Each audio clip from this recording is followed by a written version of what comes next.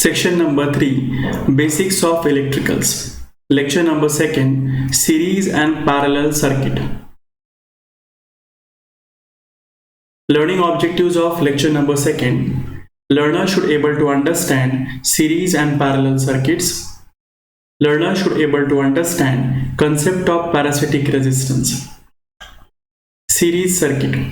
A series circuit is a circuit in which the resistors are arranged in a chain, so the current has only one path to take. The current is the same through each resistor. The total resistance of a circuit is found by simply adding up the resistance value of individual resistor, equivalent resistance of the resistor in series. Basically, the series circuit is nothing but, let's say in the solar panel, if you are connecting the solar panel in the series, the voltage of a solar panel is going to get added. In this circuit diagram, a circuit has been given. The three resistors are connected in the series direction, means positive terminal of one resistor is connected to the negative terminal. Again, the positive terminal of a resistor is connected to the negative terminal. Likewise, the opposite terminals were connected in the series circuit. But when we want to measure the equivalent resistance of a circuit, then we are simply adding R1 plus R2 plus R3. This is the equivalent resistance in the circuit. A potential of a battery is V, is providing the I amount of ampere current through this resistor, and we can simply find equivalent resistor as R1 plus R2 plus R3. For example, find the current in the circuit when the voltage is 10 volt and the three resistors are connected in series. Here the R1 value is given as R ohm, R2 value is given as R 8 ohm, and R3 value is given as 4 ohm. Basically, ohm is a unit to measure the resistance in the circuit.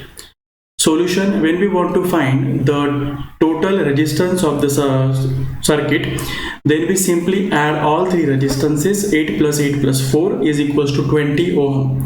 But in this example, the potential of a battery is given as 10 ohm, and we need to find the current flowing inside the circuit.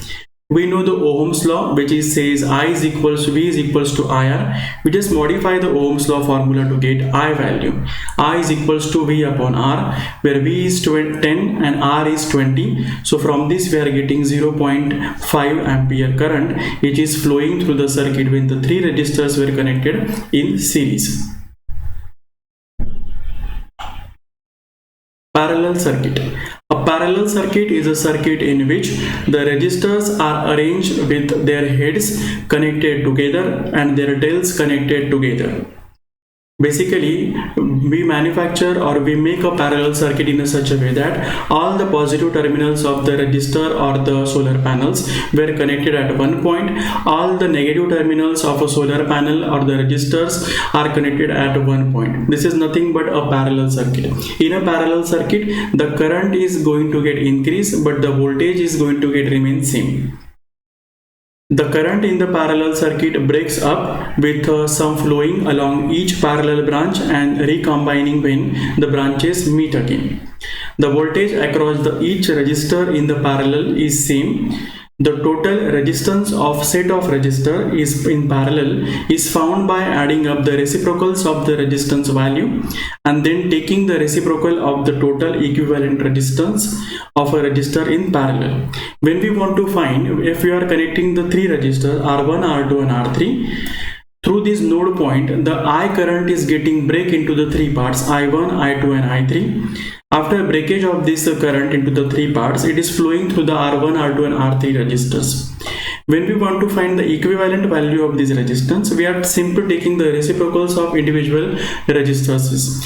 Let's say 1 upon R equivalent is equals to 1 upon R1 plus 1 upon R2 plus 1 upon R3. Likewise. Remember a very important one thing, that when we are connecting the solar panel in the series circuit, that time the voltage is getting added and the current will remain same. But when we are connecting the parallel circuit with the solar panel or solar panel connected with a parallel connection, that time the current is getting added and the voltage is getting remain same. For example, find the current in each resistor when battery of 10 volt is connected and the three resistors are connected in the parallel. R1 value is 8 ohm, R2 value is 8 ohm and R3 value is 4 ohm. Equivalent resistance we can find by this simple formula. 1 upon R is equals to 1 upon R1 plus 1 upon R2 plus 1 upon R3. Just by doing these calculations we are getting the value of 2 ohm. According to the Ohm's law, we can calculate the equivalent current flown through a circuit, that I is equals to V upon R, 10 upon 2 is equals to 5 ampere. So net 5 ampere is flowing through the circuit. But the I current is bifurcated into the three components at a nodal point. Therefore, individual nodal current if we want to find by the simple formula, that is the Ohm's formula. The individual current can also be found by the same formula. The voltage across each resistor is 10 volt as so. So I1 we can calculate as voltage upon the R1 resistance, that is 10 upon 8 is 1.25 ampere. I2 we can find by 10 upon 8 ohm, that is 1.25 ampere. I3 we can find by 10 upon 4, that is 2.5 ampere. In this way individual current we can get calculated easily.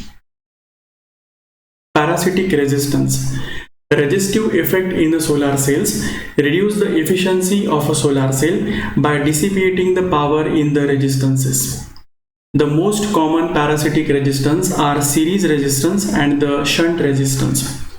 Basically, when we are connecting the diodes or the resistance across a circuit, its function is to reduce the power, it's to oppose the current which is flowing.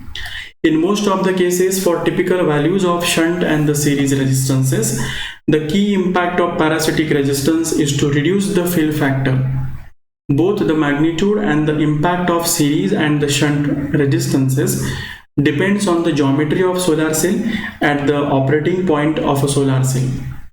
In this figure, the two resistance, one is the shunt. Shunt is nothing but the parallel resistance, and the series resistance we are connecting. These are called as the parasitic resistances.